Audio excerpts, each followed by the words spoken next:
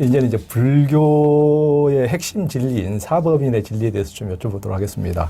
불교의 진리는 이제 사법인으로 이제 출발을 하는데 무와, 무상, 일체, 계고, 열방, 접정인데요.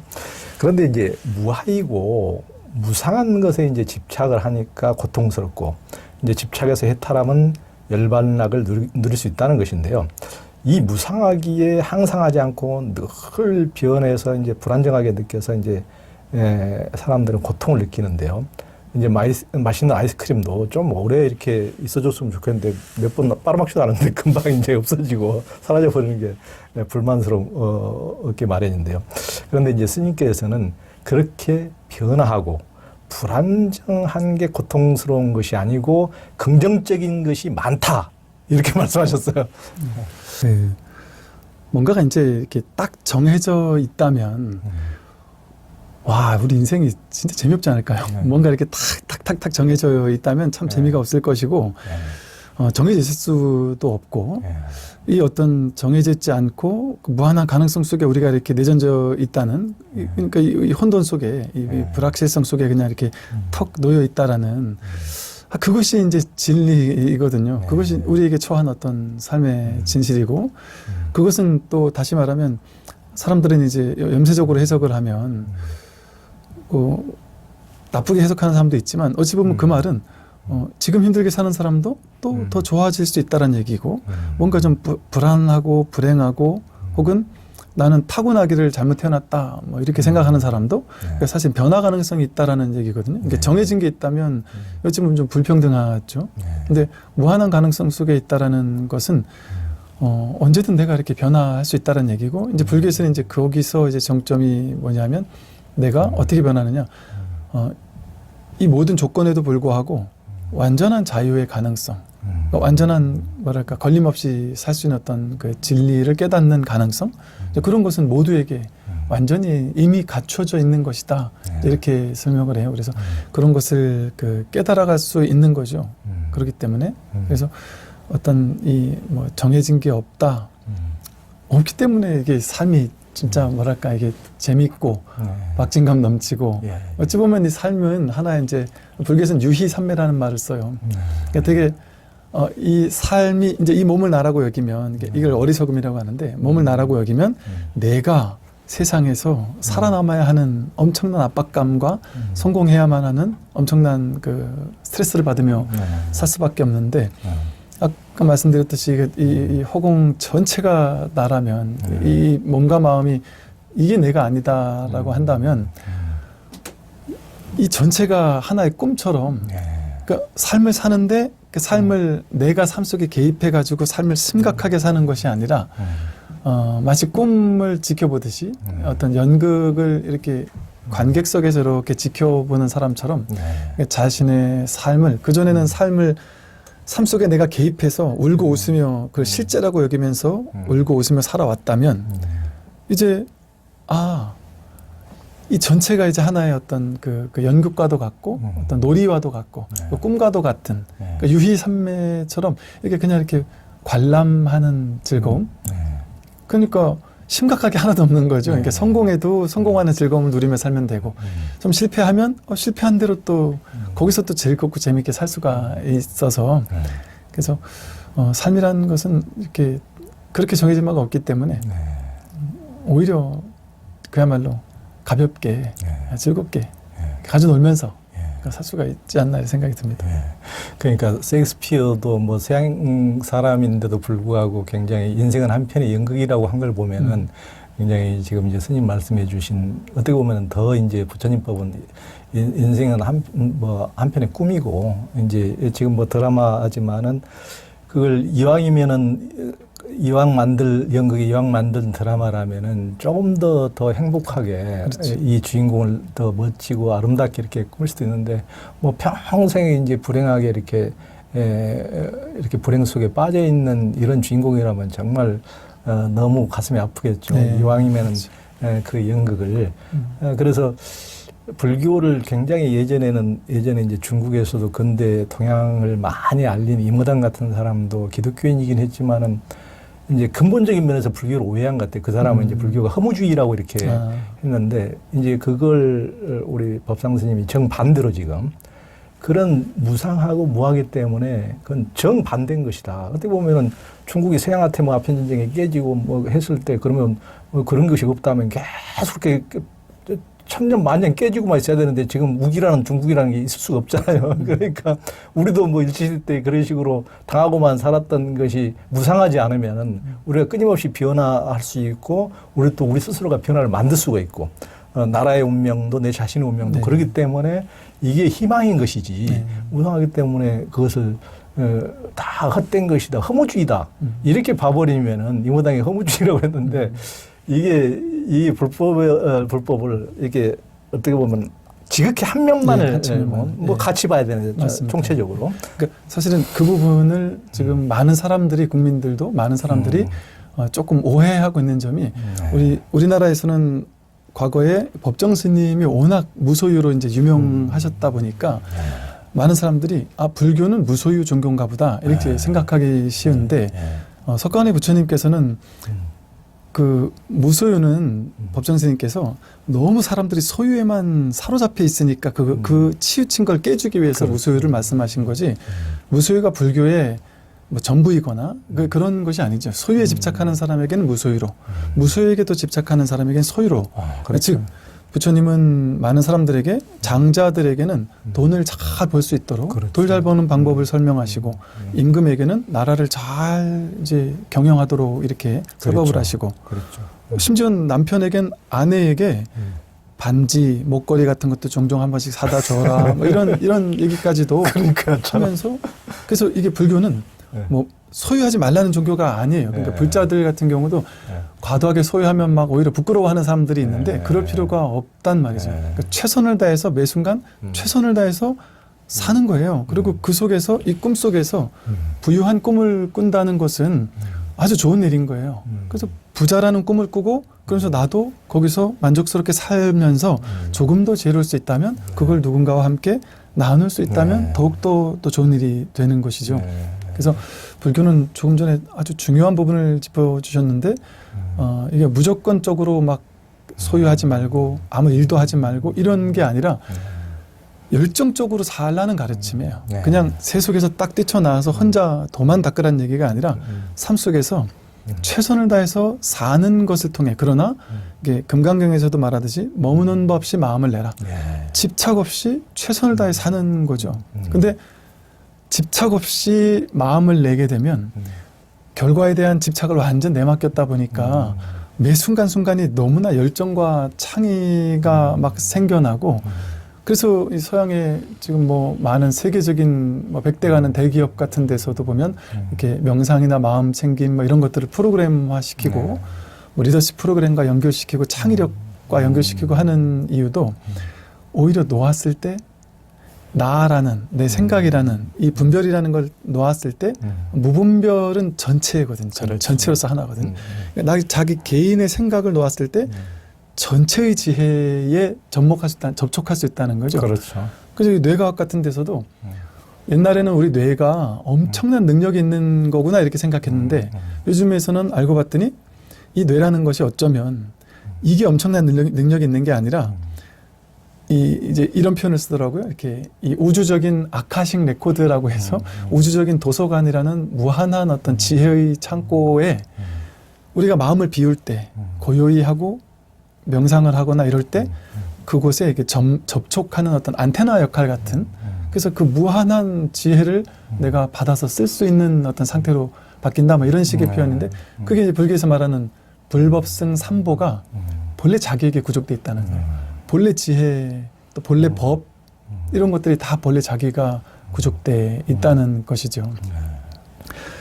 그러니까 보통 사람들이 너무 아는 데만 이렇게 이제 집착해 있고 안다는 것은 이 세상의 우주적인 것에 제가 안다고 아무리 안다고 해봐야 0.00001%도 안 되는 것이고 거기에 집착해서는 그 99.99%를 다 놓쳐버린 것인데 그 무한의 세계를 다 놓쳐버리고 여기에만 다 붙들고 있으면은 그 많은 것을 놓쳐버린 것인데 그래서 숭상 스님도 어떻게 보면 깨달음이라는 것을 우리가 깨달으면서 뭘 하나를 딱 잡고 뭘 이걸 번쩍 해가지고 이걸 쫙 잡았다 하고 깨달음이라 그러는데 여기서 또 그 문틈으로 딱 뭘 하나를 한 360도 중에서 딱 5도 딱 열어가지고 뭐가 보이면 깨달았다고 그러는데 깨달음이라는 것은 90도를 연 것도 아니고 180도를 연 것도 아니고 360도를 활짝 다 열어졌을 때 이게 깨달음이다. 그래서 안다는 것에만 집착하지 않도록 오직 모를 뿐이라는 네. 계속 사람이라는 것은 자기 아는 그 간장종지 같은 그 하나에 매달려서 살기 때문에 그래서 스님께서 말씀하신 것처럼 엄청난 창조력과 엄청난 아이디어도 모름의 세계, 내 밖에, 내가 안다는 세계 밖에 지금 우리가 안다는 세계는 이미 지금 과학 발전으로 이미 다 만들어져 있으니까 지금 앞으로 지금 무한한 지금 발전의 여지가 지금 남아 있는데 그것은 아는 것 지금 밖에 있지 않습니까? 아는 것 밖에 우리 모름의 세계에 있기 때문에 오직 모를 뿐 해야 그 무한한 창조력을 이제 발휘할 수 있는 것이니까 이 어떻게 보면 불법의 길이야말로 이 창조력을 극대화시키는 하여튼 대단한 방법이고 그래서 하여튼 불교라는 것도 뭐 하나만 뭐 부쩍 아까 이모당 말씀도 드렸지만은 그것이 불교의 전부다 그러면 안 되고 전부 다 양면이 이렇게 다 있기 때문에 우리가 너무나 막 집착해가지고 무엇에 욕망에 들끓어가지고 번아웃되고 뭐 몸도 지금 상하고 다 죽게 생겼는데도 그럴 때는 능히 탁 놔버릴 수 하는 게 이제 불법이고 너무 늘어져가지고 나태하고 하는데 한 마음 딱 돌이켜가지고 또 돌진하고 달릴 수 있게 하는 것이 이제 불법이고 그러니까 이게 능히 취하고 능히 버리고 하는 것이 불법인데 취하는 것만이 불법이라든지 놓은 것만이 불법이라든지 한쪽만 가지고 얘기를 해버리면은 그런 식으로 이모당 같은 그런 식으로 어떤 그 불법을 내곡시키는 이제 문제가 생기지 않나 이런 생각이 듭니다. 맞습니다. 그게 중도죠. 예. 사람들은 이제 자기에 대해서는 잘못을 해도 이해해주고 너그럽게 봐주기를 바라지만은 이제 저부터도 많이 그런데 이제 상대의 잘못에 대해서는 이제 냉혹한 심판의 잣대를 이제 들이대며 흉을 이제 보고 이제 비판하기 쉬운데요. 이제 무아의 진리를 알면 자신에 대한 집착이 들어질 뿐만 아니라 상대에 대한 미움과 증오도 이제 사라진다고 하셨죠. 네. 이제 보통 사람들이 이제 이제 자기에게 집착하고 또 이제 자기 생각에 이렇게 집착을 하잖아요. 그러면은 내가 있고 내가 옳다고 여기는 내 생각이 딱 있다라고 이렇게 여기다 보니까 보통 이제 사람들이 내 생각과 다른 생각을 하면서 내 생각은 틀렸다라고 얘기를 할 때 우리는 막 발끈한단 말이죠. 왜냐하면 이건 임시로 이 생각이 나에게 와서 잠시 내가 이 생각을 했을 뿐인 건데 이 생각을 나와 동일시를 하다 보니까 내 생각이 잘못됐다고 한 건데 나에게 공격했다고 이제 착각을 하니까 막 분노를 일으키거나 하거든요. 그래서 이 내가 공격받을 바가 또 내가 사랑받지 못할까봐 막 걱정이 되고 그래서 이 공격하는 것에 대한 막 증오, 미움 이런 것들을 막 실제감 있게 진짜라고 생각해서 느낀단 말이죠. 근데 사실은 그 무아라는 걸 깨닫는다라는 것은 이 모든 것들이 인연 따라 생겨났다가 인연 따라 사라진다라는 것에 대한 자강이에요. 그러니까 실체성이 없다. 내 어떤 생각도 그 생각 자체, 그러니까 이런 거죠. 이제 우린 어릴 때는 이런 사고방식이었다가 나이 들어서는 다른 사고방식이 바뀔 수 있죠. 제가 한 어떤 분은 젊었을 때는 엄청 진보였다가 나이가 들면서 보수로 바뀌는 사람도 있을 수 있거든요. 맞죠. 예. 그러니까 생각은 그렇게 보수나 진보가 내가 아니라 그 생각이 내가 아니라 생각은 이렇게 왔다 갔고 보수적인 생각도 왔다 갔고 진보적인 생각도 왔다가 갔잖아요.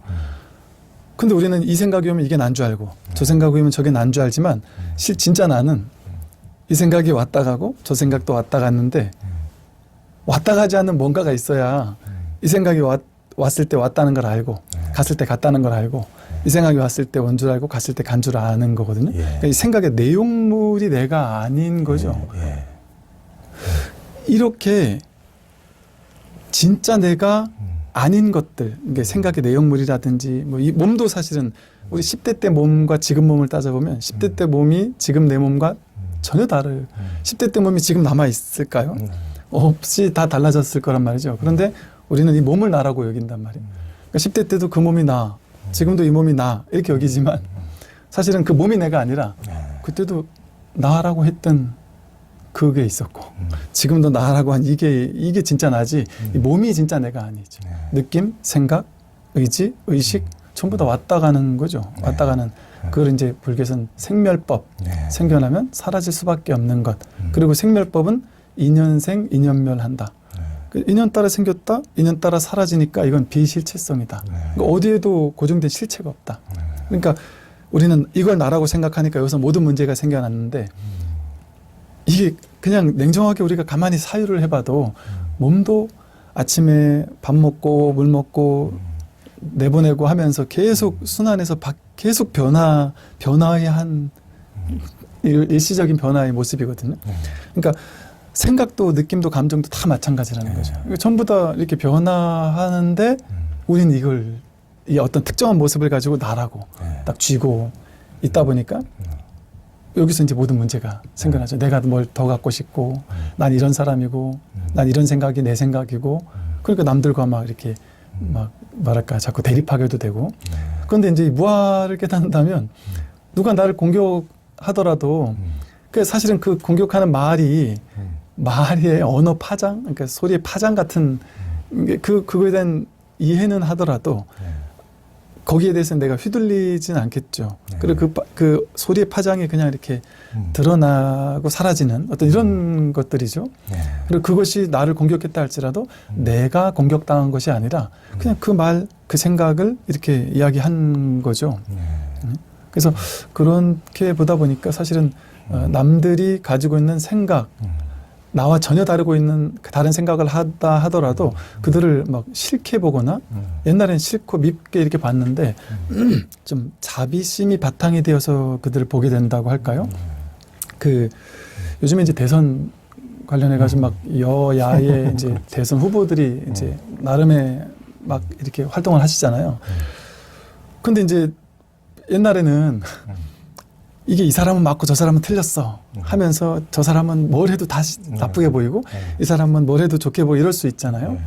근데 이제 가만히 보면 그 참 이 사람들의 그 측은함 이제 어찌 보면 좀 이제 안쓰러움 같은 것도 이렇게 느껴지면 양쪽이 다 누군가는 어차피 욕을 먹을 걸 알면서도 그 진영을 대변하면서 또 그 정치를 또 해야 되는 사람이 있어야 되는 게 맞잖아요.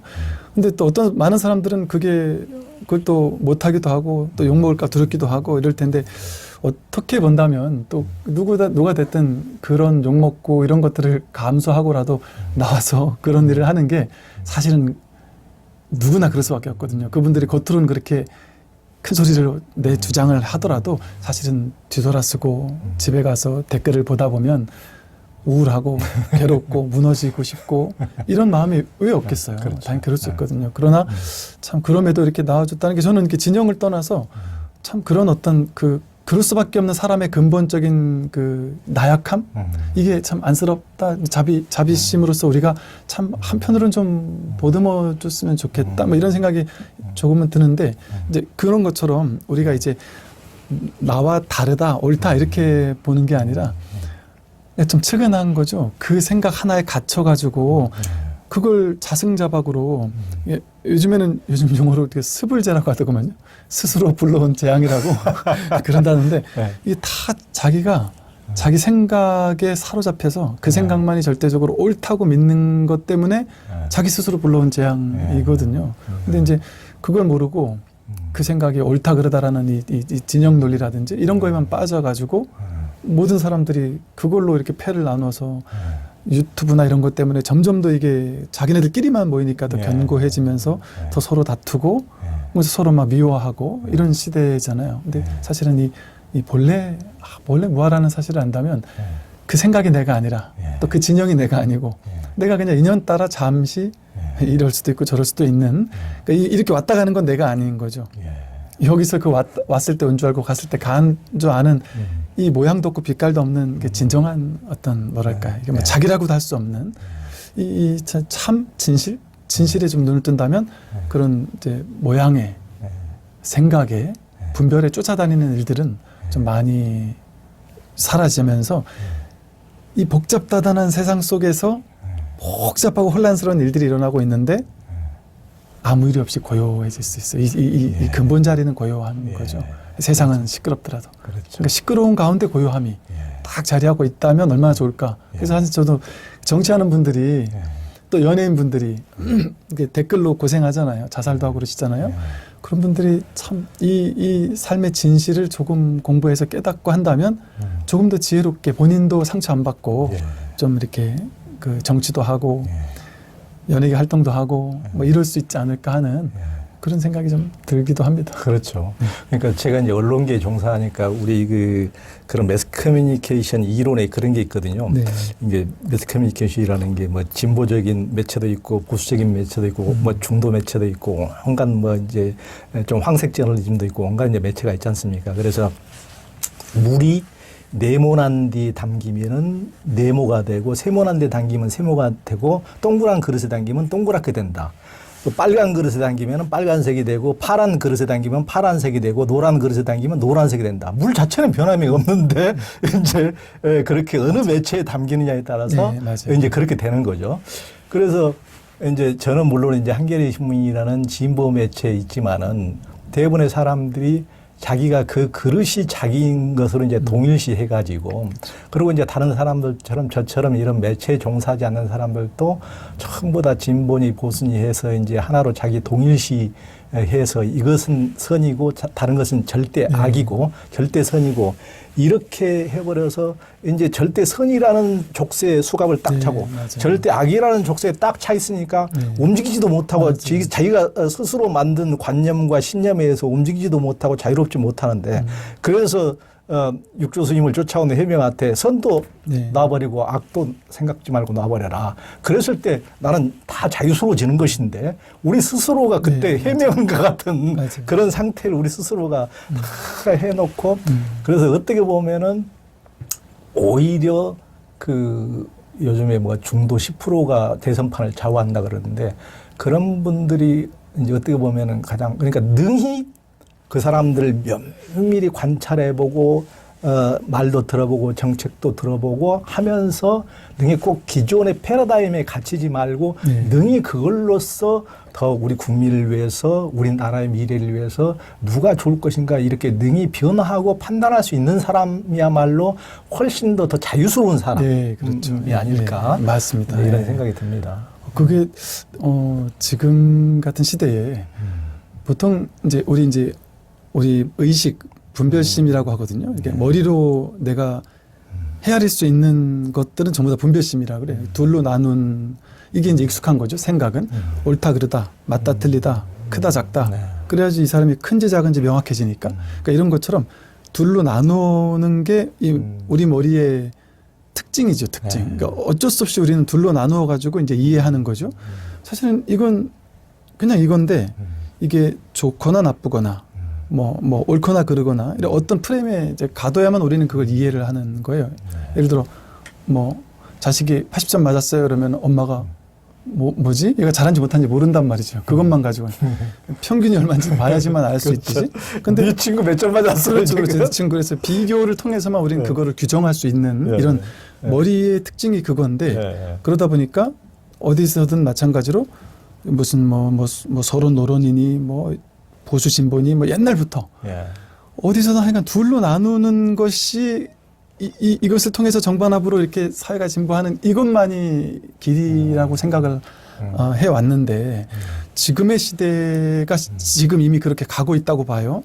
지금의 시대는 이제는 이렇게 둘로 나눠 놓고 이것과 이것이 대립해서 싸우는 어떤 이런 이제 어떤 진영 논리, 분별의 논리 이런 걸 넘어서서 그 무분별지라고 불교에서 무분별지라고 하는데 반야지혜를 무분별지라고 하는데 이게 꼭 종교적인 용어인 것만은 아니에요.